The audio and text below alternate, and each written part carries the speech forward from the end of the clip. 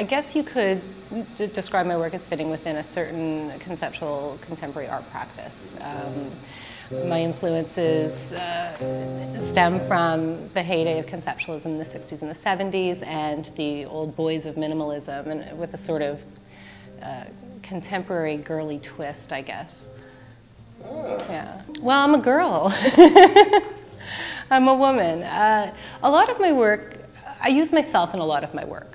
My master's thesis project was an archive of self-portraits that I had collected over a period of 8 years, and I was the easiest subject. You know, I didn't have to rely on anyone to photograph, and I was very self-absorbed, and I guess I still am. I think artists are, but so I guess my art practice, it comes from my own engagement in the world and my own interest in the world, and it makes just perfect sense to use myself as a subject, though the works that you see behind me aren't as explicitly about me, though they have their ties. The hearts that you see behind me are from a project called 30th Year by Day, and I spent a year tracking information about the year that I was 30 using a web form that I filled out every day. So I collected information about conversations that I had, activities that I participated in, whether I ate well or not, if I had intimate relations or not, and then visualize that data into basically a visual collection of information about the year. And so this panel represents how many conversations, how many days upon which I had conversations about love or romance or relationships. So that's pretty girly. I don't see myself as coming from a particularly feminist practice. The past couple of years, the work that I've been doing has stemmed around learning. So I have these teach myself how-to projects. It started with teaching myself how to paint.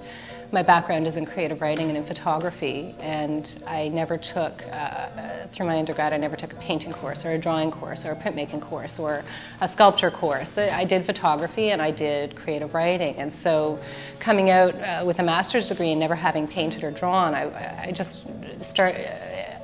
felt compelled to try to learn how to paint, and it's not so much about painting as it is about the attempt to learn, that from a conceptual practice point of view, that I could determine to learn how to paint through a very sort of systematic approach. And all of the works that I do, process a very rigorous, rule-based, systematic approach. That's how I tend to approach. So with the Teach Myself How to Paint series, I have X number of images that I'm painting. I'm using the self-portraits as source imagery. And then the other Teach Myself How to project, the one that I'm working on now, is called Trio. I'm teaching myself how to play a Franz Schubert trio for cello, violin, and piano. And so the endurance of, I'm really interested in endurance and failure.